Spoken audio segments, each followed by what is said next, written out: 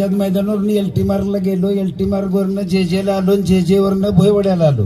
एक ठिकाणी मला सेंड ऑफ मिळालेला नाही. परंतु मी ते मनात न ठेवता मी सगळ्यांचा केलेला आहे. इथून जे गेले, जेजेवरून जे जात होते त्या सगळ्यांचा मी सेंड ऑफ करत होतो. आणि त्याची फलश्रुती म्हणून मी मागून घेतला पहिला, अगोदर करा सेंड ऑफ, मी परत जाईन कधी जायचं त्यावेळेला. तर मी हक्कानं सावंत साहेब किंवा गाडगे साहेब, आमचे मिल पेशल गाडीगावकर साहेब, विशेषतः गाडीगावकर साहेबांचं मी प्रथम आभार मानीन की पोस्टर माझ्यासाठी जे फ्लेक्स बनवण्याचं नेहमी काम ते करतात, सातोसे आणि गाडीगावकर त्यांच्याकडे. आणि माझा आवडता शिष्य आहे दायगुडे. तर दायगुडे यांनी ह्याच्यात इंटरेस्ट घेतला, त्यांनी हे सगळं पुढं सगळ्यांनी घेतला. परंतु प्राधान्यानं पुढं होऊन त्यांची इच्छा होती की साहेब आम्हाला अगोदर तुमचं हे करून घ्यायचंय. मी त्यांना बोलून दाखवलं होतं. परवा झेंडावंदनालाही मॅडमला म्हणलं होतं मला एक गुच्छ तरी देऊन टाका आता, की मला परत मिळतोय नाही मिळतोय असं होईल. कारण एखादी गोष्ट एखाद्याला धार्जिन नसते असं म्हणतात ना, तर तसं होऊ नये म्हणून मी ऍडव्हान्समध्ये अगोदर हे करून घेतलेलं आहे.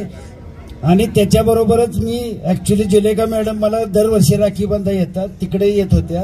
तर जुलेखा मॅडमनाही म्हटलं मॅडम आमच्याकडे कार्यक्रम लवकर होतोय, तर आपल्याकडची लोक काय आपल्याकडे आली तर बरं होईल, कारण परत होईल नाही होईल उद्याचा दिवस कुणी पाहिलाय.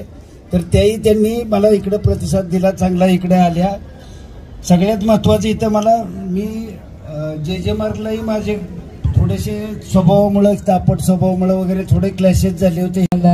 एसीपी आणि सिनियर पीचा कधी पटत नाही. लिटरली एक फॅमिली, पोलीस स्टेशनमध्ये एक फॅमिली आहे, मी त्याचा करता आहे, असंच काम केलं.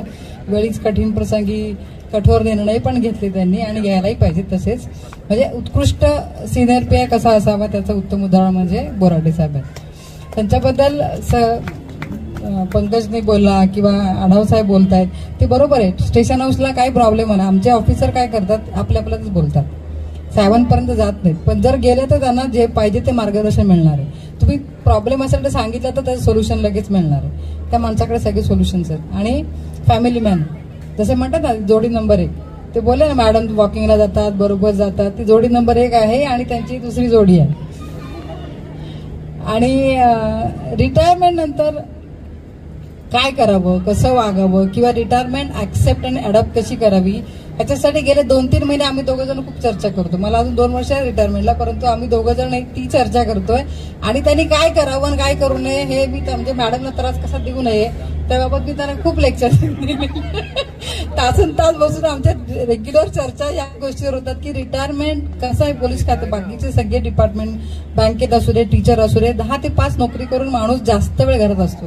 फक्त पोलीस डिपार्टमेंट असं आहे ना की 24 तासातले 6 तास झोपायला घरी असतो, बाकी पूर्ण वेळ तो पोलीस स्टेशनला असतो, जो कमी फील्डला काम करतात ते.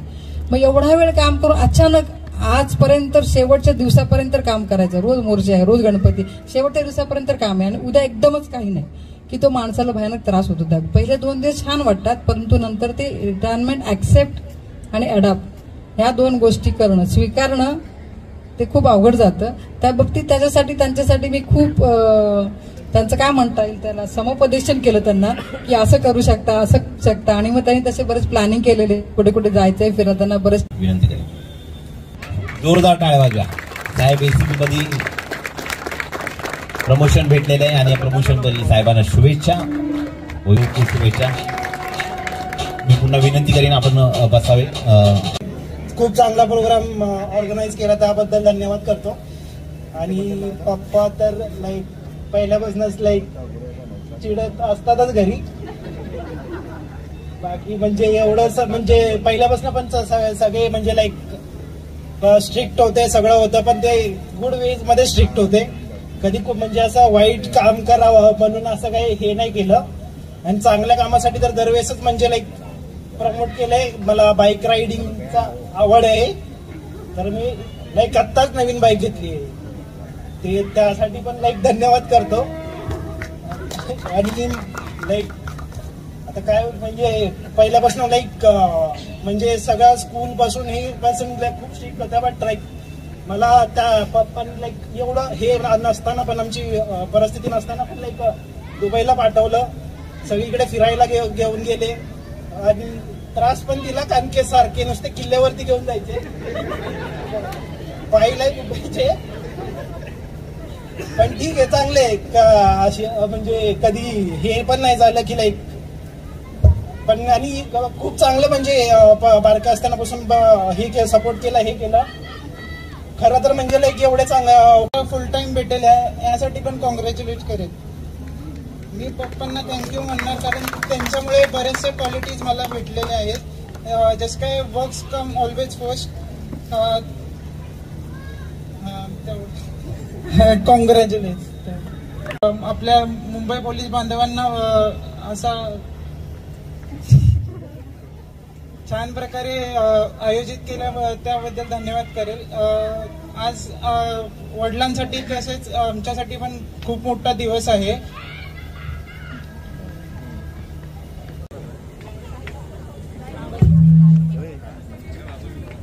होतात त्यानंतर थोडे शांत होतात आणि लगेच समजूतदारपणाने हे सगळ्या गोष्टी विसरूनही जातात. पण आतापर्यंत इथं त्यांनी इतकी चांगली साथ दिलेली आहे मला. आम्ही दोघंही अगदी कुठंही जाऊ, काय ग्रुपनीच जातो. शक्यतो यानंतरही आम्ही तसंच राहण्याचा प्रयत्न करू आणि त्यांनाही इथून पुढेच आयुष्य व्यवस्थित जगता यावं. त्यासाठी खूप शुभेच्छा. सॉरी, मला जास्त बोलता नाही येणार. तर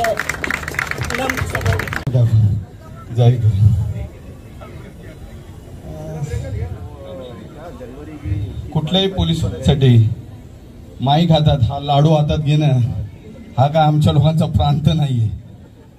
भाषण करणं आमचा प्रांत नाही.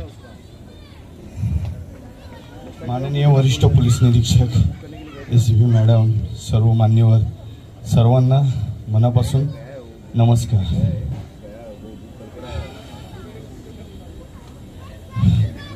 व्यक्ती खरोखर खूप छान होते. आमचे आहेत म्हणजे आहे तर म्हणतील परत 2 दिवसात बिघडला. खूप छान आहेत स्वभावानी. कमेटी से मैं वैसे बॉम्बे प्रेस न्यूज चैनल से हूँ. बोराडा सर का ऐसा था कि कभी भी हम अगर इनके केबिन के पास गए तो ऐसा ना हुआ कि इन्होंने रोक दिया हो कि रुक जाओ अभी नहीं आना. फौरन ये अंदर बुलाते थे, अखलाक से बिठाते थे, पानी चाय सब पिलाते थे. ये इनका बड़प्पन है, क्योंकि जे पुलिस स्टेशन में जितने भी सीनियर पे आए वैसे खैर कोई आया नहीं. हमारे को अभी इनके जो दूसरे जो सर है वैसा नहीं मिला, रिस्पेक्ट नहीं मिलता है, बराबर नहीं. इसलिए हमारे बोलने कम हो रहे. सर गए, हमारे लिए बहुत दुख हो गया. आले पण सगळ्यांच्या समोर जाऊन त्यांनी जे कार्य केलं आज खूप म्हणजे शब्द नाही आहेत मला त्यांच्यासाठी सांगण्यासाठी. थँक्यू.